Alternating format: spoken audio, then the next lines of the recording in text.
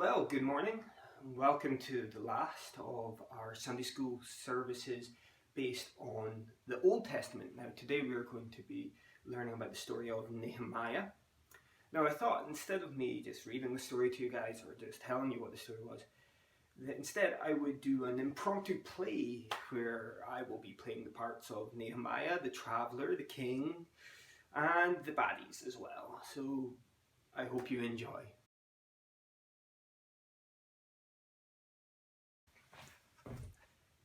Hello, I'm Nehemiah.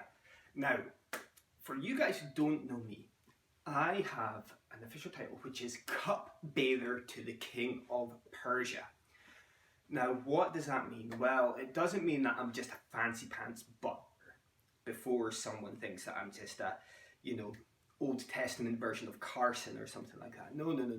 It had a lot more importance because you see, I had to be very trusted because a lot of people always wanted to try and slip the king some poison. So I would have to taste his wine first before I gave it to him. And so it was a position of real importance, and the king really trusted me. Now, what you might not know about me is, although I am in Persia, I actually am a Jew. My family were taken out of Israel quite some time ago now.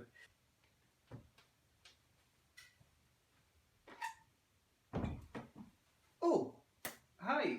You look like you've just travelled. Where have you came from? Yeah, sure. I've just actually travelled from Israel. Yeah. Well, actually, I was just telling the people that that's actually where I'm from originally. That I was from Israel. Did you see Jerusalem? Yes, Jerusalem.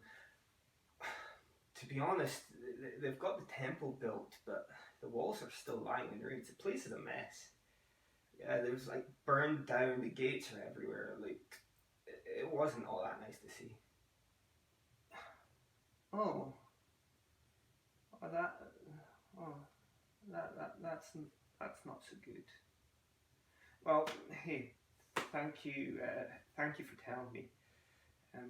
Sorry to bear bad news, but I hope having a wee story about your homeland helped some way. Anyway, I'll see you later. Bye.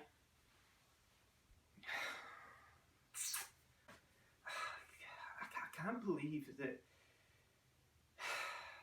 the walls of Jerusalem are lying in ruins. Israel will be the laughing stock of everyone. And how are they going to protect themselves?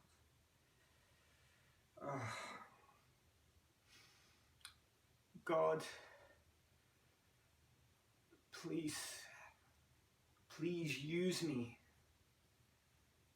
Help me to find a way Lord, to help rebuild Jerusalem. Please, God.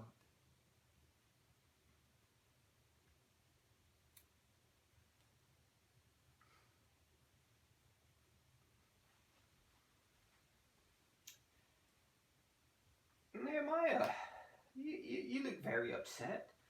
What's wrong? Look, I'm the king. You can tell me anything. You tell me what's wrong. Well, actually,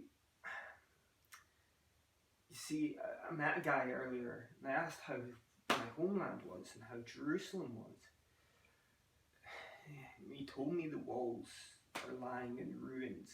They're all burned and broken, and I'm sorry, King. It's got me just a wee bit down. I wonder, would you mind if I went to Jerusalem and helped build the walls?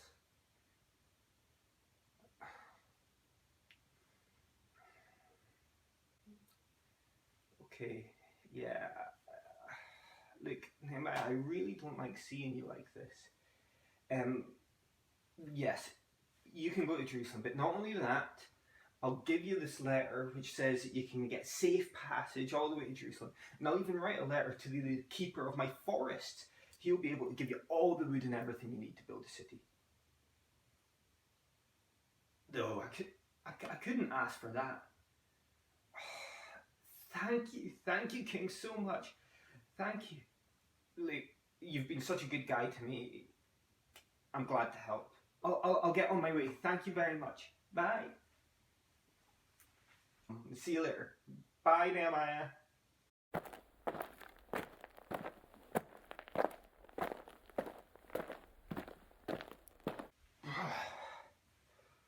Oh, what a long journey.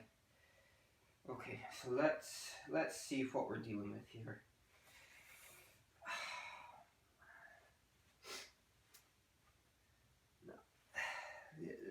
This place just looks a mess.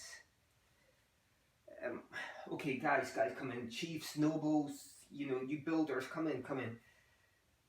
You guys, you see the trouble that we are in? Jerusalem is lying in ruins, and the gates are burned. Come on, let us join together and rebuild this place so that the people around us will no longer make fun of us and of our God.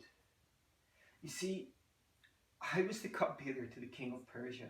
I heard how bad this place was, and I asked him for help. And first of all, I prayed to God, and God answered my prayers, so that when I spoke to the king, he gave us his blessing and gave me a letter for the king, forest keeper, to give us all the provisions to make this, to rebuild the walls, to rebuild the gates. So come on, guys, we can do this so that they don't make fun of us and that we can protect ourselves once again.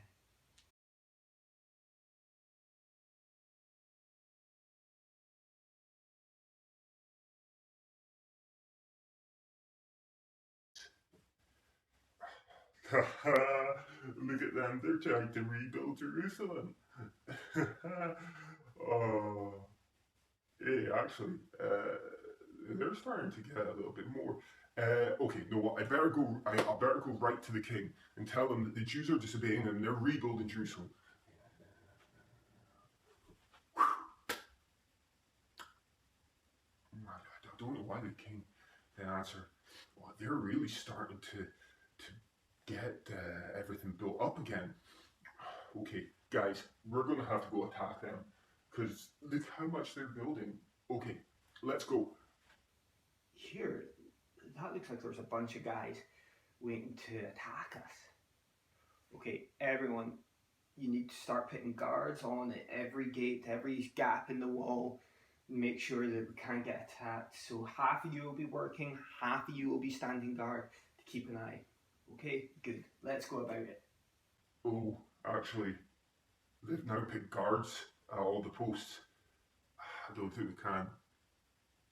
I'll just have to wait and see. Wait, they're getting a lot further on. They are almost finished. If we're going to attack, we're going to have to do it now. Let's go. They look like they're ready to attack again. Okay, guys, we need to keep working. We need to get these walls finished. Let's keep going, keep going, keep going. I guess we can. Well done, guys. That's the whole wall's finished. Jerusalem is finally safe. It is finally a jewel in the crown again of our kingdom. And it looks great. Thank you guys so much for all your help. And so that was, in a kind of very strange way, the story of Nehemiah. See, the people knew that God had helped him to finish the walls. So you see that God first worked in the heart of King Cyrus back in the day to help get the temple built.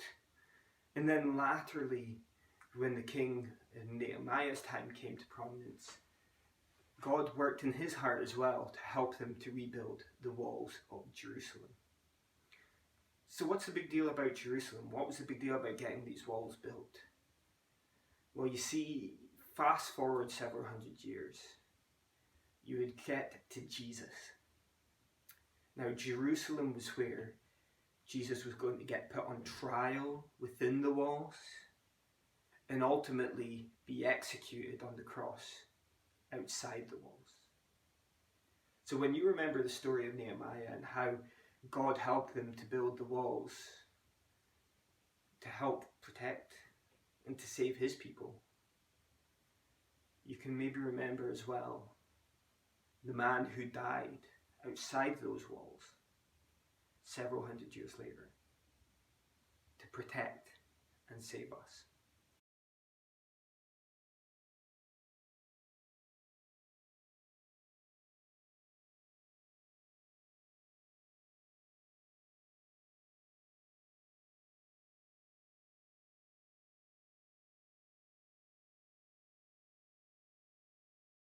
I hope it's not inappropriate, but am I to say that you are a very dapper looking young man? Oh, thank you very much. You don't look so bad yourself. Thank you very much. Now, my name is Sanballat, and I am the leader of the people who oppose Israel and of their enemies.